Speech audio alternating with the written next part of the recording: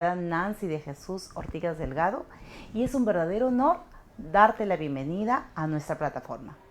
Hoy tendremos un webinar gratuito denominado Manejo de paciente en tratamiento de quimioterapia, a cargo de la magíster Evelyn Verónica Andia Montoya, enfermera egresada de la Universidad San Martín de Porres, con maestría en gestión pública. Es enfermera especialista en oncología con una destacada trayectoria. Desde el 2019 ha sido la coordinadora de la unidad oncológica del Hospital de Emergencia de Villa de El Salvador. Además, es auditora en salud y es miembro de la Sociedad Peruana de Enfermeras Oncológicas y forma parte del primer equipo técnico de la Dirección Nacional de Prevención y Control del Cáncer del Ministerio de Salud. Con esta amplia experiencia y profundo conocimientos, estamos seguros de que su conferencia será de muy buena aprobación y un gran aprendizaje en este webinar. Por eso démosle la bienvenida a la magíster Evelyn Verónica Andia Montoya.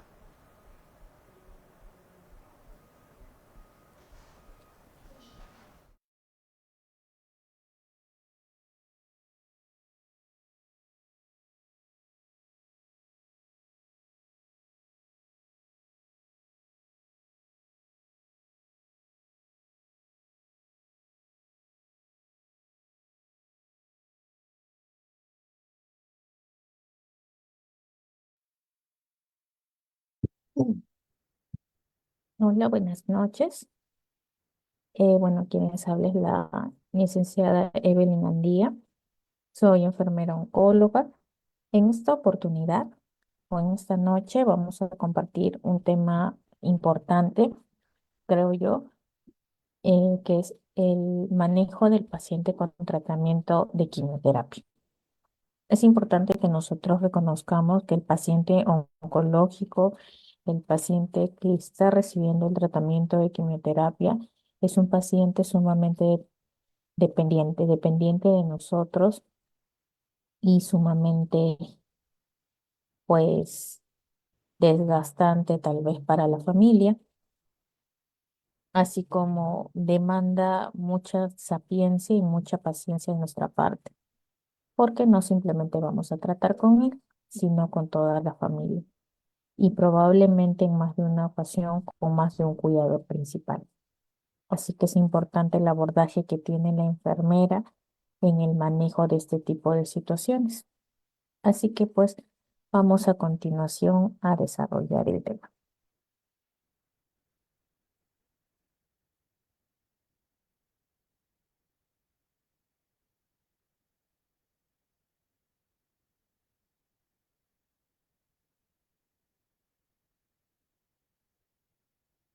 ¿Qué sabemos nosotros sobre el manejo de quimioterapia?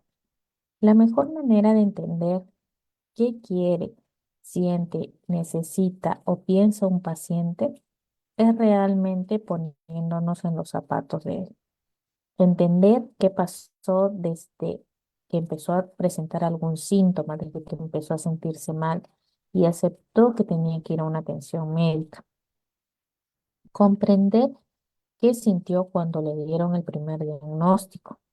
Asimismo, entender cómo va a cambiar su vida a partir de que tuvo que empezar a tomar algún tipo de tratamiento, medicamento, etcétera.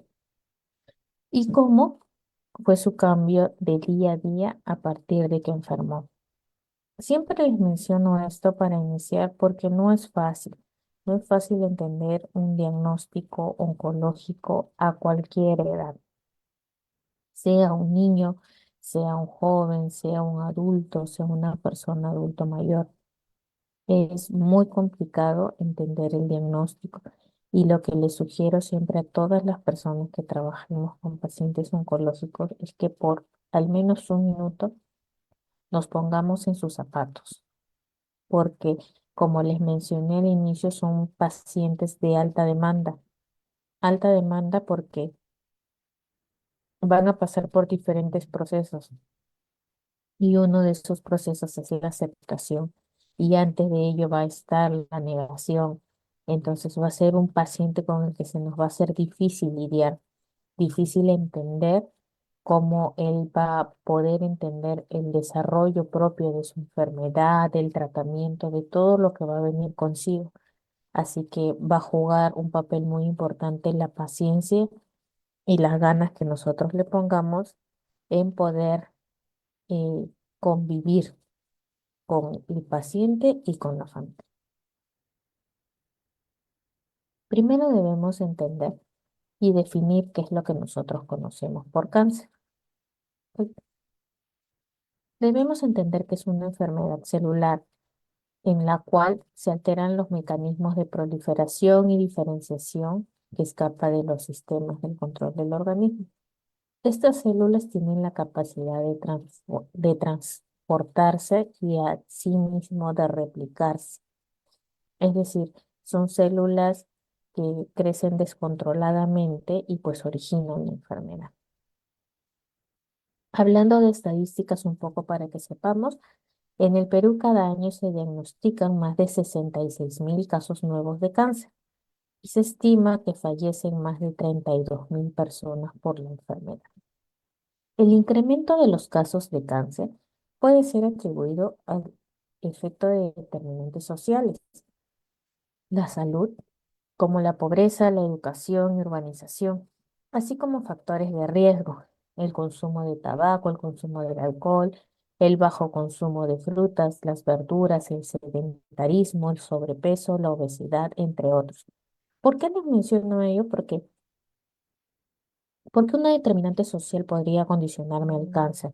Definitivamente me va a condicionar a ello el tema, debido a que aquí, ciertamente en el Perú, lamentablemente la accesibilidad a los tratamientos se dan pues propiamente en las ciudades grandes, acá en Lima. La mayoría pues indica que pues el INEM es el centro y la entidad que va a regir a nivel nacional, donde todos quieren llegar, siempre en busca de un mejor servicio, siempre en busca de nuevas alternativas de tratamiento. Y es decir, a las ciudades más alejadas, este tipo de tratamientos no llega o simplemente no se da. Asimismo, los factores de riesgo que nosotros mismos precipitamos, debido a que nosotros vivimos el día a día muy rápidamente, muchos de nosotros probablemente ni siquiera consumimos alimentos en casa, sino que los compramos o optamos por las comidas rápidas. Muy pocos practican algún tipo de deporte o hacen algún tipo de caminata. Perdón. Entonces, es importante que nosotros demos valor a todas estas constantes. Aparte de ello, también está la genética, porque tampoco podemos dejar de mencionarla. Pero principalmente ahora, ¿cuántos tipos de cáncer o cuántos cánceres, como pueden ver, estamos pues diagnosticando en un mes, en un tiempo, en una semana? Por ejemplo, en mi hospital, solamente en una semana ya se han detectado 2 cánceres positivos de mama, y eso hablamos en una semana. Ahora, ¿cuántos serían si es que llevamos un recuento real, ¿no? Esto es para que nosotros tengamos en cuenta que el cáncer es más común de lo que creen.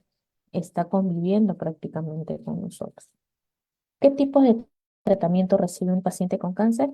Es la cirugía, la radioterapia, la hormonoterapia, la inmunoterapia y la quimioterapia. Tenemos diferentes tipos de tratamiento para los diferentes cánceres. Porque, es decir, antes era muy común mencionar, bueno, tengo cáncer de mama, tengo cáncer de cervix, tengo cáncer de cerebro, pero ahora da el cáncer a cualquier tipo de órgano que nosotros creamos posible, como el apéndice, como la vesícula, las vías biliares. Son cánceres que han ido y están cada vez acaparando más, llegando más lejos, obteniéndose más casos de los mismos. Entonces, todos estos tipos de tratamientos son viables dependiendo del tipo de cáncer y del estadio que presenta. La valoración de enfermería para un paciente, debemos primero eh, conocer al paciente. Luego, de todas maneras, cabe mencionar que el área de oncología o las unidades oncológicas son equipos multidisciplinarios, donde vamos a trabajar con todas las personas que están en nuestro lugar de trabajo. Valga la redundancia.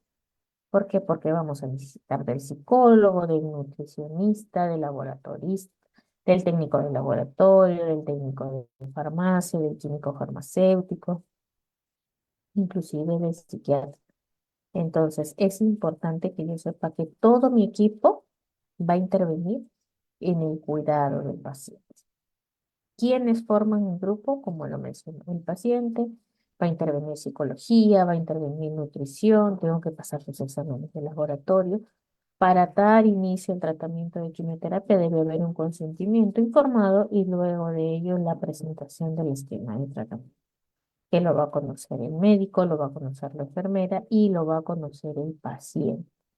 El paciente siempre tiene que saber qué se le está administrando. La quimioterapia. La quimioterapia es básicamente el uso de fármacos que se utilizan para destruir las células cancerígenas. Este tipo de tratamiento contra el cáncer actúa evitando que las células cancerosas crezcan y que formen más células.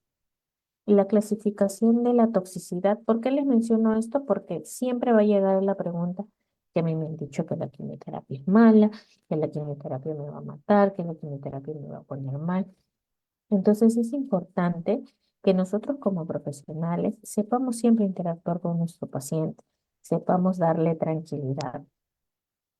Siempre debemos hacerle entender que es un medicamento que va a ingresar al organismo con el propósito, pues, de curar en algunos casos, de tratar en algunos otros, de ser paliativo también en muchos casos, pero que también, como cualquier medicamento, puede presentar toxicidad, así como cuando administra por largos tiempos tratamientos de antibiótico terapia y el riñón es el que sufre. Asimismo, las quimioterapias también presentan una clasificación de toxicidad, dependiendo de lo que vamos a mencionar a continuación. Hay una toxicidad inmediata que se da a las horas o a los días de haberse administrado el tratamiento. Hay una precoz que se puede presentar en días y semanas. Hay una retardada que se da luego de semanas y meses. Y está la tardía que se da con los meses y los años. Entonces, todo esto lo vamos a trabajar con nuestro paciente desde antes que inicie el tratamiento. Por eso es importante que nosotros conozcamos el esquema, sepamos qué está recibiendo y sepamos cuáles son los efectos colaterales que se puedan presentar de mismo. Como podemos ver, la toxicidad inmediata que presentan los pacientes con quimioterapia que se puede dar a horas o días son los ya conocidos vómitos, se puede presentar fiebre, puede haber hipertensión o hipotensión, puede haber una flebitis en la zona de inyección del medicamento, puede haber una insuficiencia renal aguda si no vigilamos la diuresis, puede haber reacciones alérgicas que se puede dar en el momento de la administración. Puede haber una cistitis hemorrágica, por eso es importante la vigilancia de la diuresis y puede haber necrosis tisular si es que nosotros hemos colocado mal la vía y no hemos verificado el retorno antes de la administración del tratamiento. También hay una toxicidad precoz en la cual también se conoce y debemos tener en cuenta qué fármacos vamos a utilizar. Se puede presentar la alopecia, que es la caída de cabello, la aplasia medular, la leucopenia o lo que conocemos como que le bajan las defensas al paciente. La mucositis, que pueden ser lesiones a nivel de la cavidad oral. Mi paciente también puede presentar diarreas o también puede presentar estreñimiento, puede haber baja de glicemia, puede haber un periodo de ansiedad.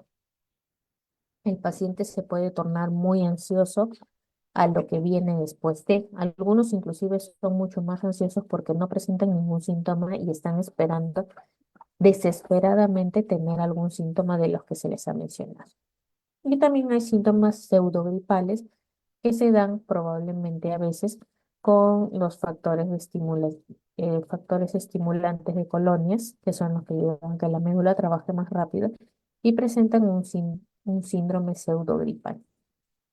También hablamos de una toxicidad tardía que se da semanas o meses atrás. Hay medicamentos que pueden producir ototoxicidad, también pueden presentar anemia, por eso es que todos los pacientes pasan por un examen de laboratorio antes de iniciar tratamiento.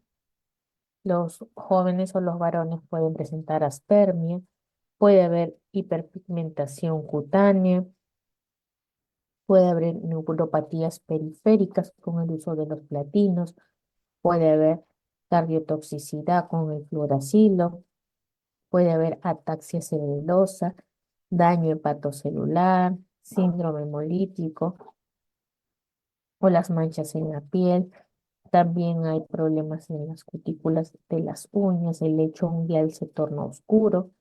También hay una toxicidad tardía que se da con los meses o los años, que son los conocidos efectos secundarios permanentes, que probablemente pueden producir una leucemia.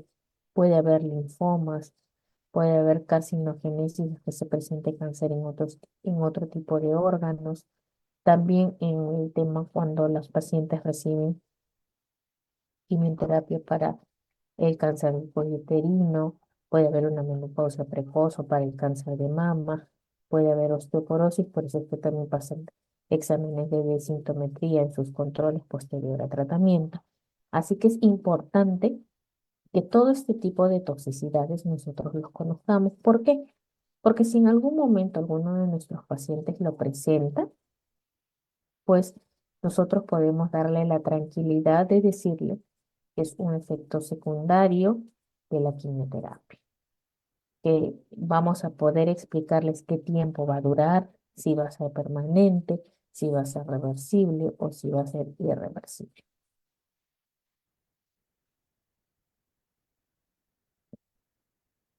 ¿Qué es la quimioterapia? Son medicamentos citostáticos, como vemos en la pantalla. Hay quimioterapia, van a haber diversos tipos de clasificación, depende de cuál nosotros querramos tratar. Hay quimioterapia neoadyuvante que se da antes de las cirugías, quimioterapia adyuvante que se da luego de las cirugías y la quimioterapia con radioterapia, que es la quimioterapia concomitante, que se dan los dos a la par, ¿no? Está la quimioterapia paliativa. ¿Para qué, licenciada? ¿Para qué voy a aplicar una quimioterapia paliativa? Para reducir el dolor. Recuerde que muchos de los citostáticos, su función, aparte de eliminar, de destruir el tumor, es de disminuir el tamaño. Normalmente a veces cuando los tumores son groseros, son grandes, ocasionan dolor. Entonces es importante que optemos por una quimioterapia paliativa o informemos de los beneficios de una quimioterapia paliativa porque esto va a ayudar en el manejo del dolor de mi paciente. Hay quimioterapias de inducción, de consolidación, de mantenimiento, como lo vemos en las leucemias, y hay la monoterapia y la poliquimioterapia. La monoterapia es cuando utilizamos un solo fármaco y la poliquimioterapia es cuando utilizamos dos o más fármacos. ¿Cuál es el objetivo? Y esto sí esto es importante como todo lo que les menciono, pero es algo como para que nosotros siempre lo tengamos en mente y sepamos que los objetivos de la quimioterapia son diversos. Uno es la eliminación del cáncer, que es la curación. Evitar que el cáncer se propague y que se vaya por otros órganos, va a retardar el crecimiento del cáncer, a lo que llamamos control, y destruir las células cancerosas que pudieran haberse propagado a otras partes del cuerpo desde el tumor original y aliviar los síntomas causados por el cáncer en la paliación o paliativo. Entonces, los objetivos de mi quimioterapia pueden ser curación de la enfermedad, pueden ser control de la misma y puede ser la paliación del dolor. El objetivo siempre lo vamos a saber antes de iniciar el tratamiento, porque el doctor siempre se va a encargar de informar al paciente y la familia hacia dónde nos dirigimos. Tal vez ya no puedo curar, pero probablemente lo que puede es controlar. A eso es lo que apuntamos últimamente los que trabajamos en oncología, porque hay cánceres que son probablemente muy complicados, que la curación es muy poco probable, pero tratamos de darles mayor calidad de vida, mayor permanencia con sus seres queridos. ¿Y a qué vamos con esto? A que la fase de control se prolongue más. Es decir, mi paciente no se va a curar, la quimioterapia va a seguir por un periodo largo, pero me va a ayudar a controlar a que los tumores estén ahí y no generen molestias, no generen complicaciones y dejen a mi paciente vivir una vida no tan normal, pero tranquila, en la cual le permita no presentar síntomas, no presentar complicaciones y estar cerca a su familia, que es lo que básicamente quieren. Y también tenemos la paliación, que es como les mencioné, ¿no? Lo que nosotros tratamos mucho en el área de cuidados paliativos también es cuidar, disminuir el dolor. Como se dice, en pacientes paliativos lo que tratamos es en tener una buena muerte o una muerte digna. Entonces, esto quiere decir que es sin dolor. Y la quimioterapia en paliación también tiene ese objetivo, disminuir el dolor de mi paciente.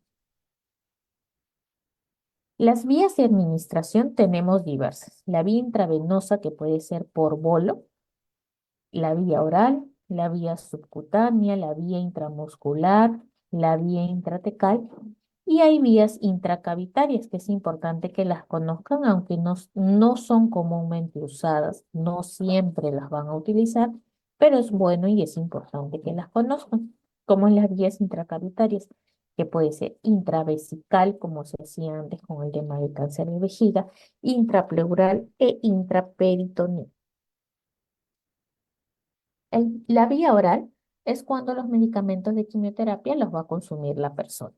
Pueden tratarse de pastillas, comprimidos o cápsulas, las cuales son absorbidas por el estómago. Los medicamentos se ingieren y están recubiertos por una capa protectora que se rompen los jugos digestivos del estómago. Los ácidos gástricos disuelven esta capa y liberan el medicamento, que luego son absorbidos por las paredes del estómago. ¿Esto por qué les hago mención? Porque hay pacientes que cuando los ven como cápsulas los quieren abrir. Entonces, porque algunos no tienen mucha tolerancia a tomar cantidad de pastillas o no les gusta tomar pastillas o etcétera. Y eso a veces es común en pacientes varones. Entonces es importante que nosotros les expliquemos el por qué las pastillas están recubiertas, por qué tienen que ingerirse tal cual las encuentran. Y no deben estar abriéndolas, moliéndolas, sacando el contenido, disolviéndolas en agüita, etcétera. Entonces, siempre es bueno que nosotros sepamos el por qué y les expliquemos y ellos concienticen el por qué deben consumir el tratamiento de esa.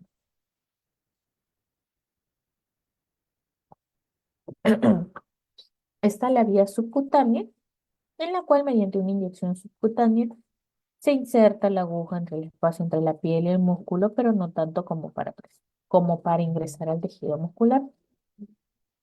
Se utilizan comúnmente en algunos tipos de modificadores de la respuesta biológica y fármacos de apoyo. No necesariamente son tratamientos de citostáticos directamente dichos, pero sí son tratamientos biológicos, que siempre tenemos que tener cuidado con la zona de inyección, hacer una buena desinfección, el uso de guantes, de todo nuestro equipo protector, porque también es un medicamento, así que nosotros también debemos de cuidar. Está la vía intravenosa, que es la que más conocemos, la más común, es donde va a permitir el ingreso rápido del medicamento al organismo. Es el método más común de administración de quimioterapia. De todos los métodos actualmente disponibles, la intravenosa es la que ofrece menor tiempo de absorción y es la más versátil. Los métodos intravenosos también ofrecen mayor flexibilidad en la dosificación del fármaco y las dosis se pueden administrar también en bolo. Eso lo vamos a ver más en pacientes pediátricos donde se utilizan bolitos, los conectamos directo y el paciente se retira. En adultos normalmente ya hay tiempos predispuestos para la administración de los mismos. Pueden ser desde unos cuantos minutos, unos 15 o 20 minutos, hasta pueden haber quimioterapias que duran 12 horas continuas. Inclusive de 48 horas. dependiendo del tratamiento que se va a administrar.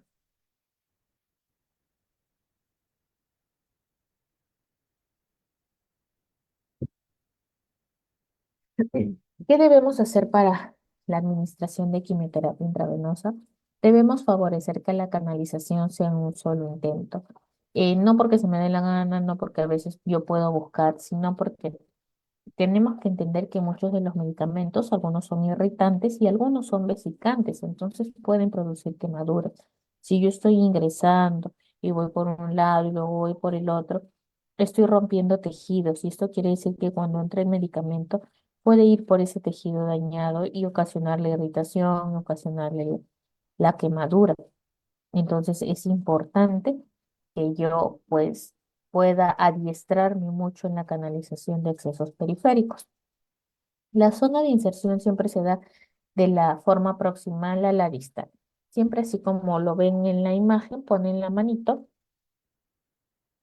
y ahí la ven y siempre vamos a buscar de aquí para acá. Siempre esa es la manera de buscar, desde el dorso de la mano hacia atrás. ¿Por qué? Todo siempre tiene un porqué. Siempre le debemos explicar por qué nuestro paciente nos va a estirar el brazo y nos va a dar una de las venas de la flexura. ¿Por qué? Porque ahí siempre me sacan sangre, porque la vena está más grande, porque si la va a ver y que no sé. Entonces debemos explicarle que si en algún momento esa vena llega a colapsar, nos corta todo el recorrido y ya no vamos a tener dónde pinchar. Entonces es importante que nosotros empecemos a buscar desde el dorso de la mano hacia arriba por si en algún momento fallamos en la técnica de buscar el acceso venoso. Así que es importante que lo tengamos en cuenta. Debemos evitar las venas esclerosadas o trombosadas. A veces esas que se ven más gruesitas, más llenitas, pero son tortuosas. Ahí queremos ingresar a como de lugar porque se observan. Y pues esto nos va a llevar a incurrir en error porque pueda probablemente de que pues no voy a poder colocarle la primera, le voy a generar dolor, no hay recorrido. Entonces, de esas venas es las que yo tengo que evitar o de las que yo me debo correr para no utilizarlas. Evitar la proximidad a las articulaciones, como les mencioné, ¿por qué? Porque a veces los pacientes van a durar mucho tiempo, muchas horas. Entonces, si mi paciente dobla la muñeca, dobla el antebrazo, probablemente nuestra bomba de infusión va a estar sonando pip, pip, pip, pip, en cada momento. Se va a ir cortando la administración, la vena puede colapsar. Entonces, es importante que yo tenga en cuenta ello. Y en pacientes mastectomizadas, siempre utilizar la extremidad opuesta. A veces se nos pasa, ¿no? A veces es la continuidad de pacientes, la cantidad. Ya, señor, deme la mano, le voy a canalizar.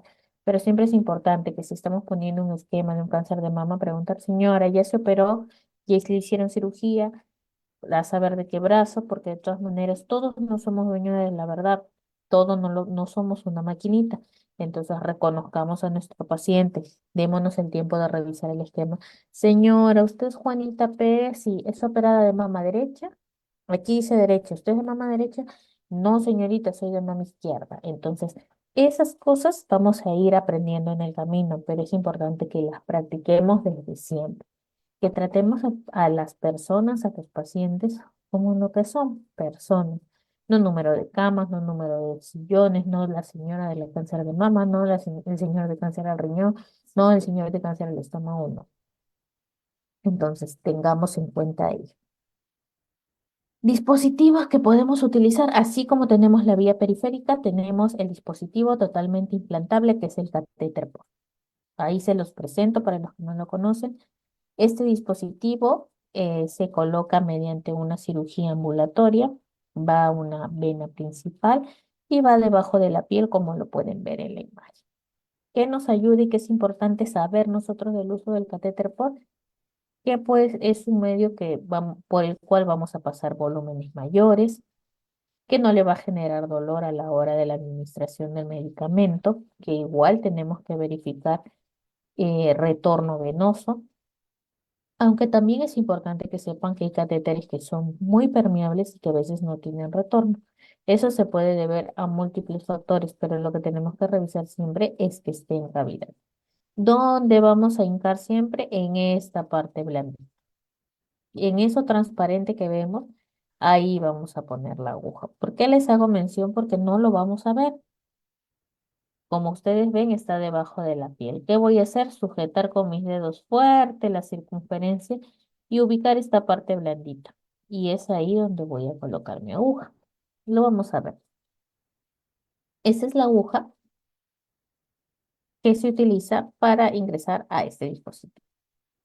Como lo pueden ver aquí, la aguja va en este lugar. Se coge de esta manera. Se hace, bueno, iniciamos desde el principio, valga la redundancia, se hace la limpieza, se verifica la zona y voy a coger bien mi tamborcito. Una vez cogido con mi aguja permeabilizada, voy a ingresar a mi catéter. Una vez que ingreso va a ser como una vía periférica. Yo tengo que verificar que haya retorno. Luego que lo verifiqué, ya voy a poder pasar mis soluciones, así como lo ven en la imagen. Agarro mi catéter, agarro mi aguja y voy a hincar en el centro. Entonces, para poder adquirir práctica, es eso.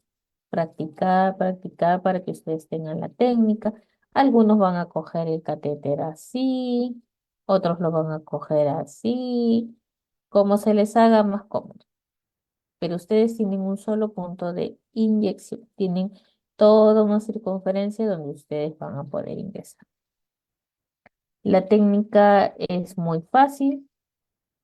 En realidad, siempre los invito a ser partícipes desde la colocación del catéter, si fuera posible, hasta el uso, porque eso mejora mucho el estado del paciente. ¿Por qué? Porque a pesar que el dispositivo esté en mi pecho y que sufre una intervención más y todo lo demás, lo mantiene libre de las manos, porque a veces ellos se sienten mal, se sienten fastidiados, que como les digo, el tratamiento puede durar horas y a veces ellos quieren ir a los servicios higiénicos y la bomba empieza a pitar, la vía se puede infiltrar. Entonces es importante saber en qué pacientes cuya fragilidad capilar y es mucho, pacientes que sufro realmente para colocarles la vía, es importante hacerles saber que hay opciones de llevar el tratamiento y diferentes dispositivos que nos pueden ayudar a la administración del tratamiento. Es la opción más permanente, implica la colocación de un dispositivo que se llama catéter portacat. El tiempo de vida útil puede ser desde 3 hasta 5 años.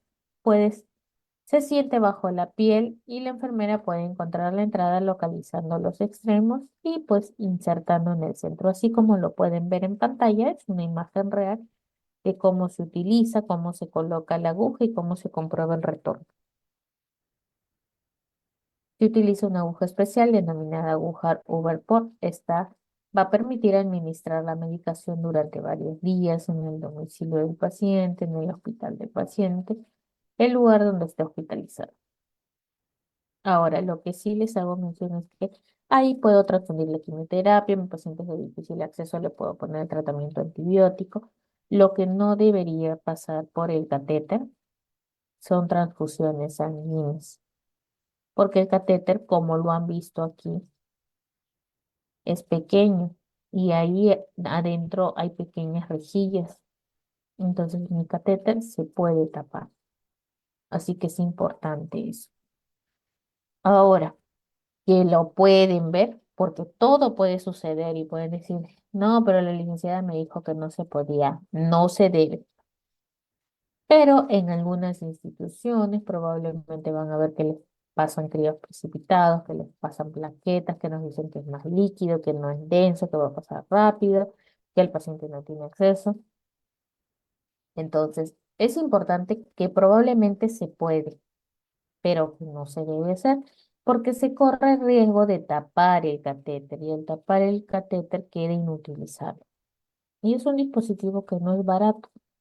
En algunas instituciones, por ejemplo, como en el CIS, todos los pacientes del MINSA, hay algunas instituciones que lo tienen, pero los pacientes que tienen un tratamiento particular, la colocación del catéter está bordeando desde los 4.000 hasta los 7.000 soles, dependiendo del tipo de catéter, si tiene puerto de titanio o no, y dependiendo de la proveniencia del catéter es el cobro. Entonces sepan que es un método seguro para la administración de quimioterapia, que le genera menos molestias al paciente, aunque el catéter esté en el pecho. Pero haciendo estudios de cuán confortable se siente el paciente con el catéter, pues ellos te dicen que es mejor la utilización del catéter porque le genera menos molestias.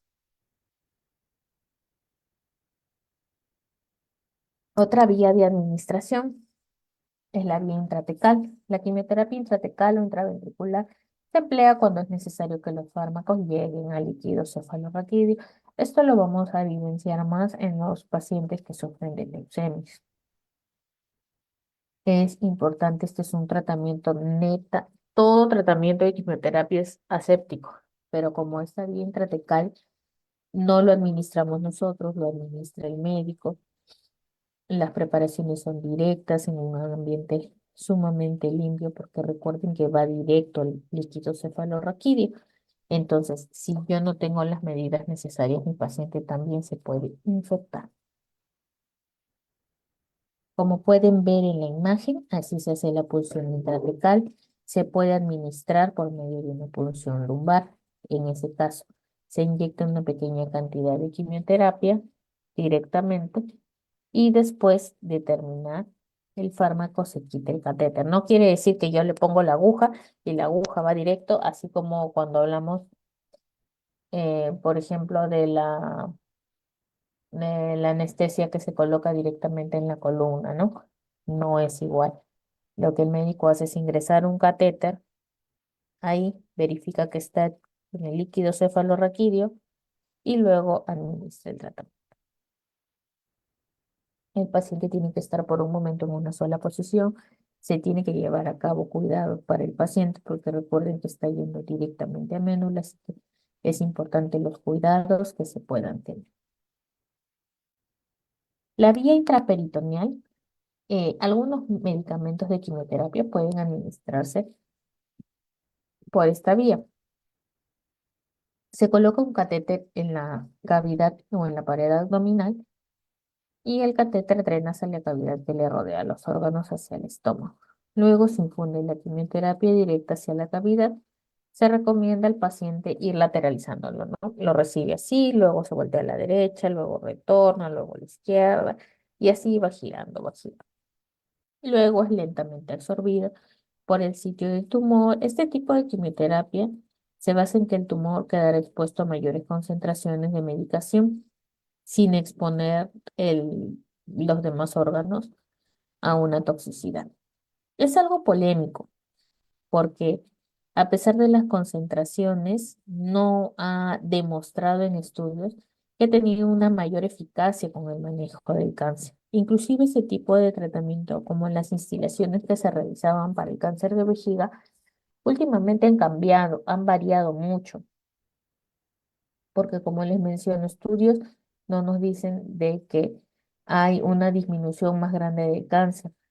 En algunos casos pueda de que hayan tenido menos efectos colaterales, pero lo que se busca con la quimioterapia, como ya lo mencioné hace un momento, pues no solamente es curar, sino también controlar y también paliar. Entonces, ¿cuál es mi objetivo? O sea, no solamente disminuir los efectos colaterales de mi tratamiento, sino que sea eficaz, que sea bueno, que si yo recibía 10 quimioterapias y ahora recibo 5 que son intraperitoneales, voy a tener una mejor respuesta, el tumor va a ceder más rápido. Y eso no siempre se da. Entonces los estudios refrendan esto, de que no ha habido una mayor respuesta a esto. Así que por ende es un poco controversial su uso. Ya no en muchos lugares se utiliza, pero es importante que lo conozcan. Complicaciones relacionadas a la quimioterapia. Principalmente lo que podría suceder es un RAM. El RAM que es una reacción alérgica medicamentosa al tratamiento. Y esto se puede dar desde el momento en que empezamos a infundir el tratamiento. Por eso es importante que nosotros sepamos que los tratamientos deben ir conectados a una bomba que nos va a ayudar a identificar rápidamente en qué minuto y qué cantidad de medicamento ha llegado al paciente. Y en ese momento pararlo inmediatamente y tener otro acceso limpio para poder administrar los medicamentos que nos van a ayudar a obtener una respuesta de mejoría en el paciente. Pueden ser leves, pueden ser moderados, inclusive un RAM puede llevar a la muerte del paciente, así que es importante que yo pueda identificarlos. ¿Qué le debo decir a mi paciente? Toda la información que yo le he dado. Mire, señora, la quimioterapia sirve para esto, para esto, para esto, para esto. Puede comer esto, esto, esto, esto. Va a durar tanto. Se le va a caer el pelo, va a tener vómitos y todo. Pero es importante que yo le diga que durante la administración, si le pica la garganta, si empieza a toser, si siente que le falta el aire, si yo la veo ruborizada, mi paciente está empezando a hacer un RAM. Entonces, tanto yo como el personal técnico que labora conmigo debe tener conocimiento de ello y actuar de la forma más serena posible, porque yo lo que necesito es estar calmada y actuar rápido. Entonces, primero, suspender el tratamiento o esa vía, empezar a hidratar al paciente, tener mi dexametasona, mi clorfenamina, mi hidrocortisona en la mano para poder administrarlo, para control de funciones vitales, mi saturómetro, mi, para controlar la presión también tengo que tener mi- mis dispositivos a la mano para poder ver el estado de mi paciente. Y asimismo, tener la bomba ahí para poder, mientras pasa todo esto y me informa el médico, decirle cuánto de infusión le han pasado y a los cuántos minutos empezó a hacer, porque recordemos que nosotros, nuestro paciente presentar un RAM, nosotros tenemos que hacer una hoja. La hoja de RAM, que es donde se informa el lote y todo del producto para poder ver si es un tema de lotes o si se trata del paciente. Así que debemos estar preparados para este tipo de eventos desde el inicio hasta el final. Ojo, porque es importante que sepamos que si mi paciente no me presentó rama a la primera, probablemente dice, no, señorita, a mí no me hace nada, pero puede presentar a la segunda, a la tercera, inclusive hasta en la última. Así que siempre debemos estar alertas con nuestros pacientes. Efectos secundarios de todas las quimioterapias: náuseas y vómitos, alopecia, mucositis, diarrea o estreñimiento. Puede haber extravasaciones, puede haber mielosupresión, puede haber cardiotoxicidad, nefrotoxicidad, hepatotoxicidad, neurotoxicidad, toxicidad pulmonar, esterilidad e infertilidad en los varones. Y les hago mención de esto porque sí, son efectos secundarios, pero por ejemplo, mucho se está trabajando últimamente en el manejo de náuseas y vómitos. Un paciente con un buen tratamiento de premedicación de antiemesis no tendría por qué presentar náuseas y vómitos. Últimos estudios nos dicen que hay cantidad de medicamentos que formarían parte de un curso solamente dirigido en manejo de antiemesis, donde se podrán dar cuenta que debido a muchos avances y a nuevos estudios, el manejo de la emesis se da de mejor manera en estos tiempos y probablemente haya muchos pacientes que no presenten ninguno de estos malestares posterior a la quimio. Ahí ven los efectos secundarios, los que a veces no son muy comunes, pero que pasan y son las conocidas como les dicen, hay llagas en las bocas, ¿no? Es la mucositis. Puede aparecer porque todas las mucosas se vuelven más sensibles, entonces es importante decirle que los cepillos son de cerdas suaves, tienen que hacerse enjuagues, no se puede, porque algunos se lavan rápidamente los dientes y se golpean, se hizo un hematoma, se hizo una herida, el paciente ya. Y ahora mi paciente no come no porque tenga náuseas, no porque tenga vómitos, sino porque tiene mucositis, tiene heridas en la boca que no le permiten comer. Puede haber estreñimiento, hay mucha fatiga. Es importante que yo le comente, siempre le digo a mi paciente, si quieres descansar, descansas, si quieres dormir, duerme, si no te quieres levantar, no te levantes, porque sepamos que es un tratamiento que es muy desgastante, no solamente de la parte anímica, sino de la parte física. Entonces, es importante que ellos sepan que es normal, que si su cuerpo les pide dormir, que duerman, que descansen, que eso les va a ayudar a una mejor recuperación y más pronta probablemente. Y no les obliguen a comer. Es importante que con los cuidadores principales les digan, No el paciente que come más se va a recuperar más rápido. Yo lo que necesito es que se mantenga hidratado. Hidratado, llámese de 2 a 3 litros de agua diaria, de la infusión que ellos prefieran. ¿Por qué? Porque mientras más rápido eliminen de ellos mismos el tratamiento que no sirve para manejar la enfermedad, pues menos efectos colaterales van a tener. Así que es importante que sepan que no es necesario que ellos se atosiguen de comida. Mientras mi paciente se mantenga hidratado, pues vamos bien. Poco a poco va a ir incrementando el apetito. Las náuseas y vómitos, bueno, se recomienda siempre para el manejo de esto que manejemos la comida como en raciones pequeñas de 5 a 6 veces al día, evitar las frituras, las grasas, los condimentos, las leches. Beber líquidos fríos a pequeños sorbos le va a ayudar a mantener hidratada la mucosa y les va a mejorar la aceptación de comidas que ellos quisieran.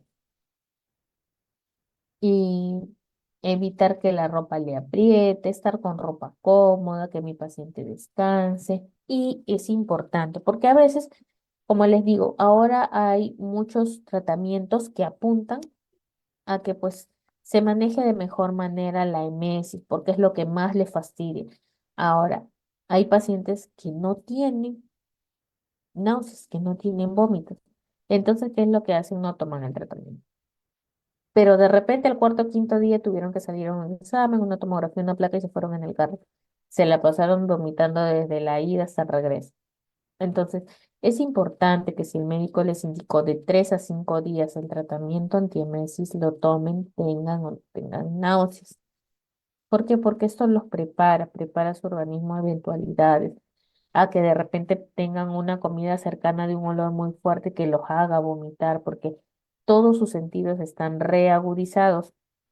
Entonces son muy lábiles a los sabores, a los olores. Probablemente antes normal podían cocinarte un pescado y estar ahí limpiándolo, ahora no toleran el olor. Entonces es importante que la medicación planteada por el médico se cumpla, el tratamiento se cumpla en su totalidad.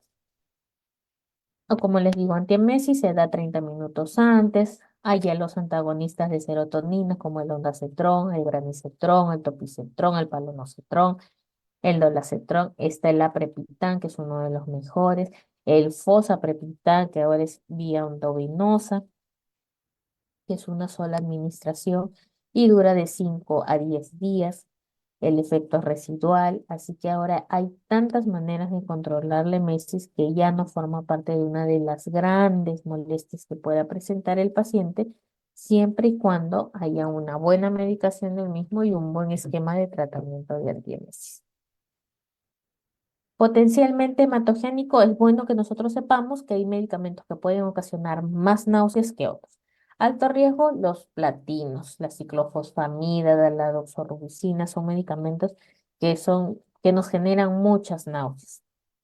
Los de mediano riesgo está el etopósito, el irinotecan, el paclitaxel, el topotecan, la gencitabina. Puede haber medianos síntomas, pero no totales, son llevaderos. Y los riesgos bajos están la vincristina, el fluoracilo, la vinblastina, el metrotexate, la bleomicina, que sin embargo son medicamentos vesicantes en algunos casos. Lo que les mencionaba, ¿por qué el tema de las vías? Cuidado con eso, porque si yo no tengo cuidado, pasa lo que está en la imagen, que es una imagen real. Esto se ocasionó administrando una vincristina, que normalmente es un tratamiento que se da en bolo, llámese de 15 minutos, de 10 a 15 minutos, y el catéter ya se había movido de la vía. No se hizo un rescate adecuado, se retiró el catéter y quedó esta marca, ¿no? Que es un caso mediano, ni siquiera es grave, porque los graves que también se han dado, hay desfacelación de la capa, entonces hay pacientes que deben recibir inclusive un injerto de piel. Así que mucho cuidado con la canalización de vías. Sepamos qué medicamentos son vesicantes. Miren, acá les traigo una lista de cuáles son irritantes y cuáles son vesicantes. Siempre, siempre tengámoslo en la mente. A veces practiquémoslos al menos de uno al día para que sepamos que estamos administrando y qué puede pasar si este medicamento no está bien. A veces el paciente por evitarse el pinchón, si algo le está doliendo, no lo dice, pero es importante que nosotros lo eduquemos y le digamos la importancia de que si hay alguna molestia, puedan ellos identificarla y hacerla conocer, porque puede ocasionar lo que vemos en pantalla. La mucositis, como les dije, para prevenirla es necesario cepillarse con un cepillo de cerdas suaves. Si es preciso evitar el uso de las dentaduras postizas en adultos mayores también, porque recuerden que mi paciente se va a adelgazar y al adelgazarse se adelgaza en su totalidad, así que probablemente si es que utilizan la dentadura puede quedar floja y al estar floja hay un vaivén que lesiona las encías, entonces se producen las heridas. El médico también puede añadir si es necesario analgésicos, anestésicos, porque hay diferentes tipos de tratamientos para el manejo de la mucositis y dependiendo de la severidad, porque algunos pueden llegar hasta desfacelar parte de la faringe que nos va a evitar consumir algún alimento por el dolor que se produce. Entonces es importante controlarlas desde el inicio. El paciente puede presentar alopecia, caída de cabello en algunos casos. Ahora van a ver, porque últimamente hay tantas cosas que se van dando con el pasar del tiempo, que ahora, por ejemplo, las chicas que tienen un cáncer de mama utilizan cascos fríos porque nos indican que esto va a ayudar a que el cabello no se caiga. Entonces, mientras están recibiendo la quimioterapia, vienen con sus coolers de hielo y se van colocando un casco. Ya vuelve la temperatura normal, se colocan otro casco. No se ha comprobado una respuesta total de que no se cae todo el cabello, tal vez en menos cantidad, pero siempre es importante que nosotros tratemos de adecuarlos a la realidad. ¿Por qué? Porque estamos tratando de mejorar con algo que va a crecer, el cabello crece. Entonces es importante explicarles, ¿no? O sea, cuán necesario puede ser eso, cuán necesario utilizar, pues, no sé, exponerte al frío con este invierno porque suele pasar. Entonces, siempre tratemos de ir por el lugar de lo que el paciente quisiera escuchar, pero siempre darle las posibilidades, ¿no? Hay alteración de los conceptos del sabor, sí, los pacientes que utilizan platinos, pues tienen un sabor metálico en la boca y esto hace que los pacientes quieran dejar de comer porque no le encuentran sabor a los alimentos. Así que es importante que nosotros les digamos que pues hay diferentes maneras, ¿no? Como en este caso, ¿no? Si tienen un sabor metálico, no quieren ni ver la cuchara ni el tenedor, entonces hay que cambiarlos por de plástico. De repente eso les da la conciencia de que ya no sabe tan mal. Entonces hay que buscar estrategias.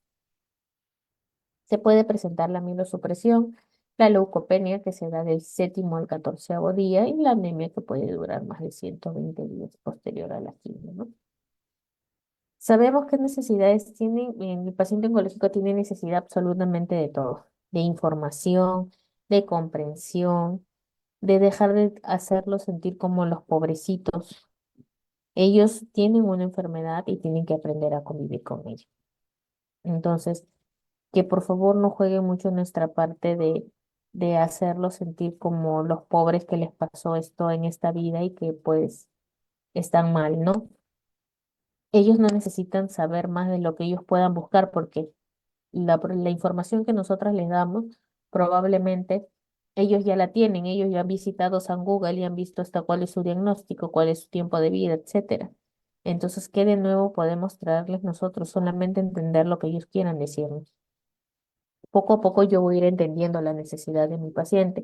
Considero que el área de oncología es eso, conocer a tu paciente y a la familia. Nosotros somos una familia grande porque estamos acogiendo cada vez a un paciente nuevo, que es una historia nueva. Entonces, es importante que nosotros sepamos cómo abordarlos y entender cuál es la necesidad en ese momento, ¿no? Si es un joven, entender cuál es su distorsión de imagen corporal. Si tienen pareja, saber cómo su plano sexual va a cambiar. A una madre, cómo hacerle entender que ya no puede dormir con su hijo algunos días, si su hijo está pequeño, si su hijo está grande. Ahora, si esa persona es cabeza de familia, si es la parte económica, cómo yo puedo abordar eso y hacerle entender que esta época va a pasar y que va a haber alguien más a cargo cuando no lo hay. Entonces, le recomiendo conocer a su paciente, entenderlo. ponerme en su lugar sin generar posiciones de lástima, porque es lo que menos quiere un paciente oncológico. Necesidades del paciente psicológicas: necesita mucho apoyo, mucho soporte, él y la familia. Relacionados con el sistema de salud, definitivamente, porque en cualquier lugar donde estén, sea clínica, sea hospital, sea instituto, en donde fuera, siempre hay una necesidad de que el sistema de salud cambie, mejore, que las respuestas sean oportunas. Tal vez así se podrían salvar más vidas. Necesidades físicas y cotidianas: necesidad de salir a caminar, de conversar del tema, de al menos freírse un huevo. Entonces tratemos de darle estrategias de insertarse nuevamente a su propio mundo, y necesidad de apoyo y cuidados viendo el estado en el cual se encuentra mi paciente. Problemas psicológicos que tiene mi paciente siempre: ansiedad, depresión, alucinaciones. La alopecia es algo de lo que más pesa en las pacientes jóvenes, sean varones o mujeres, pero es importante aquí el abordaje del área de psicología y del área de psiquiatría de ser necesario. Nosotros básicamente tenemos que cuidarnos. ¿Por qué? Porque tra- los que trabajan en salas de quimioterapia, las áreas están llenas del flujo, que es de pasar de paciente a paciente, de tratamiento a tratamiento. Sé que es difícil, sé que es aburrido estarse colocando el respirador, que con la mascarilla, que con el mandil. Tal vez ahora no tanto porque es invierno y queremos estar calientitas, en verano más, pero es importante. Sepamos nosotros que hoy en día el cáncer está considerado como el cáncer ocupacional y una enfermedad ocupacional.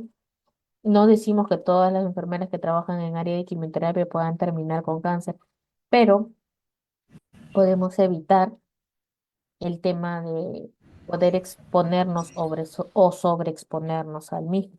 Así que es importante ello. El rol de la enfermería oncológica: pues hay una atención sanitaria, la prevención, la detección, el diagnóstico, el tratamiento y la supervivencia al final de la vida. El aprendizaje permanente permite a las enfermeras de oncología mantenerse informados de los avances y de la investigación en la práctica de la misma, todas basadas en evidencia, en alcanzar y mantener la competencia en la especialidad de enfermería oncológica para proporcionar una atención segura, eficaz y de calidad a los pacientes con cáncer y a sus cuidadores. Esto nos dice la Sociedad de Enfermería Oncológica. Y finalmente, terminando mi ponencia, siempre termino con este pensamiento que es: yo dormía y soñé que la vida era alegría, me desperté y vi que la vida era servicio. Serví y comprendí que el servicio es alegría. Comprendamos que todas las enfermeras, desde el lugar donde estemos, desde el área en la cual nos desarrollemos, el, el inicio de nuestra formación y el principio de nuestra profesión es servir, y debemos servir desde donde estemos. Tenemos el privilegio de estar desde el inicio de la vida hasta el final de la misma. Entonces hagamos que todo este tiempo haya valido la pena, ofreciendo un buen vivir y también estando y formando parte de un buen morir. Quedo atento a sus preguntas. Gracias por la participación, por la invitación, y espero que la ponencia haya sido de su agrado.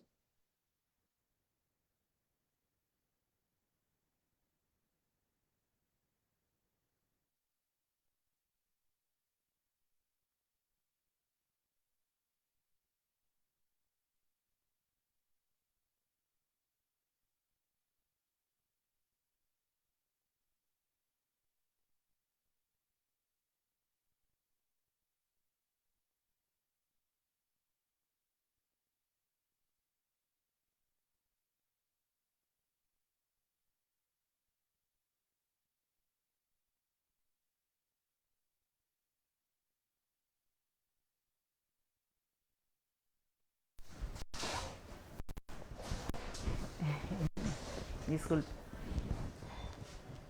Agradecerle a la Magíster Evelyn por la excelente ponencia.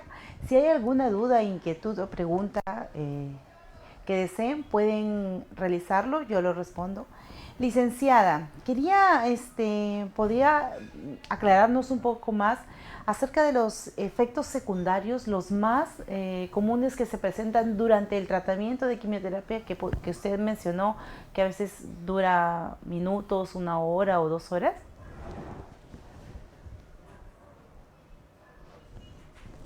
Si podrías repetirme la pregunta, solamente he escuchado la parte final.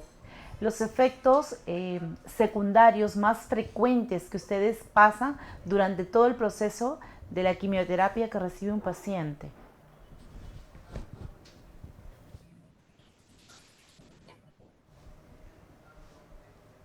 Básicamente, dentro del momento en el que está recibiendo terapia, es importante que sepan que el paciente normalmente no va a presentar ni náuseas ni vómitos porque está medicado. Nuestros cuidados básicamente son posteriores, que se va a dar de repente el segundo o tercer día, y por eso les repito que es importante de que se haga mucho hincapié en cumplir con el tratamiento post quimioterapia, porque es la única manera que vamos a tener de controlar todos estos efectos. Ahora, un efecto de urgencia que sí va a necesitar ser controlado es un RAM, pero eso se puede producir en uno de cada 50 o 100 pacientes probablemente, pero no necesariamente se da siempre. Así que siempre tengamos en cuenta, borremos el chip de que quimioterapia es igual a que el paciente va a estar vomitando, porque ese es el miedo de ellos, que están recibiendo el tratamiento y que están vomitando en ese momento y que no pueden comer y que no pueden hacer nada.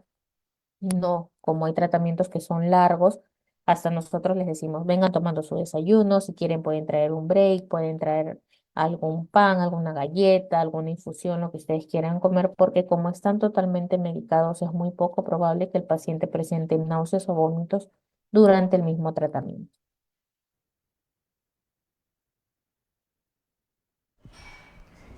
Ok. También habló algo muy importante, el rol de la familia en ese tipo de pacientes. Eh, Nosotros como enfermera, en este caso usted que es especialista en esta área, ¿qué estrategias toman para que la familia también forme parte durante este proceso de quimioterapia? Lo más importante, aparte de identificar a un cuidador principal, es indicarles de que este paciente es parte de la familia y toda la familia debe estar involucrada en el cuidado del mismo, porque pese a que siempre hay una persona sobre la cual va a haber una carga de todo, de toda la circunstancia en general, pues es importante que esta carga vaya rotando, porque hay un desgaste emocional del cuidador principal, hay un agotamiento total de la persona que está encargada del paciente, porque va a sentir que es culpable si el tratamiento no funciona, si no hay el resultado que se esperaba. Entonces, nuestro abordaje es así, explicarles que se va a trabajar con la familia. Por eso es que nosotros mencionamos que la parte de oncología es un área en la cual somos una familia, porque trabajamos con todos. Necesitamos que el rol del cuidador principal se vaya rotando para evitar el agotamiento, porque esto también va a llegar a que el cuidador se agote y agote al paciente, que va a sentir que es una carga. Entonces, esto nos llama a trabajar directamente con ellos, explicarles el desarrollo del tratamiento y poco a poco incluirlos, porque ellos poco a poco se van dando cuenta de que sus miedos se van disipando. Algunos desde el inicio, ¿no? Desde la administración se dan cuenta que no fue tan difícil o tan malo como ellos pensaban porque no vomitaron. Si le cambiamos de dispositivo y ya no va a utilizar una vía endovenosa y ahora va a utilizar un catéter, que el catéter era mucho más miedo de saber que era un catéter que lo que realmente llevan puesto, así que eso les ha ayudado. Entonces, poco a poco se van disipando sus miedos porque siempre tengamos en cuenta que el paciente oncológico es un paciente crónico. Así sea dado de alta, mi paciente va a regresar cada 3 meses, cada 6 meses, cada año sus controles. Entonces, es un paciente que siempre me va a conocer y yo siempre lo voy a conocer a él.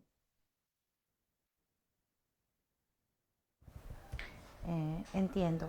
Acá hay una pregunta de la participación. ¿Qué diferencia encuentra en lo que es quimioterapia y radioterapia?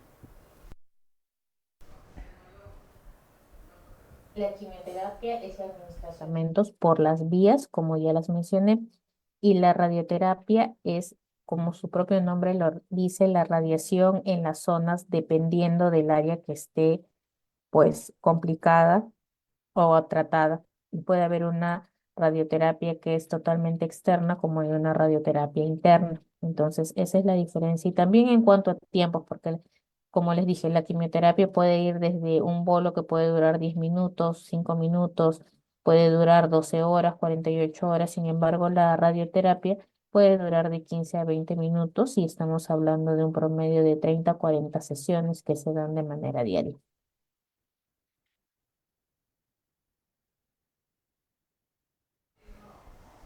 Ok.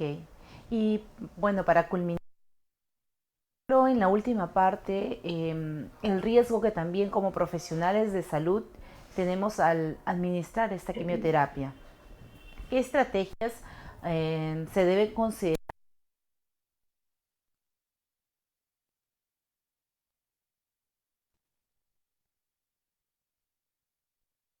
Definitivamente el uso de toda nuestra indumentaria de bioseguridad, la gorra, los guantes, el respirador, el mandil. Hay partículas que se quedan en las superficies, ¿no? Por ejemplo, en la administración del metrotexato, que puede ser para quimioterapias, como también puede ser para tratamientos reumatológicos. ¿Por qué utilizamos la gorra? Porque el cabello es un lugar donde normalmente se pueden impregnar las partículas. Llámense que hay estudios que nos dicen que, por ejemplo, las partículas del metrotexato pueden permanecer en el cabello nuestro desde 5 hasta 10 días. O sea, se van con nosotros, viajan con nosotros, se bañan con nosotros y se impregnan. Así que la única manera de protegernos y hacernos hincapié es que, así como nosotros somos bastante meticulosos con nuestros pacientes y los cuidamos, si nosotros queremos seguir cuidándolos, nosotros también tenemos que cuidarnos. Debemos saber que no es opcional. El personal que trabaja en salas de quimioterapia, en áreas de quimioterapia, tenemos que protegernos, tenemos que cuidarnos. Nosotros también tenemos familia y no solamente los que tenemos hijos, también tenemos mamá, también tenemos hermanos, también tenemos familia detrás de nosotros. Si nos gusta nuestra área, si queremos seguir trabajando ahí siempre, porque es un área muy bonita donde todos los días aprendes, es una historia nueva, es un paciente nuevo, es un nuevo tratamiento en cada uno de ellos, pues tenemos que cuidarnos. Si nosotros queremos cuidar, tenemos que empezar cuidándonos a nosotros mismos. Y es un área en la cual pone en práctica eso que debemos tener en cuenta siempre, la utilización de mascarillas, que más se utilizaron con la pandemia, la utilización de las gorras, que no siempre lo utilizamos, al igual que los mandiles, pues en nuestra área, en el área oncológica, no es opcional. Nosotros debemos utilizarlo siempre y saber la importancia del por qué lo estamos haciendo. Muchas gracias, licenciada. Realmente como profesional, brindar un buen cuidado, también es importante cuidarnos como profesionales.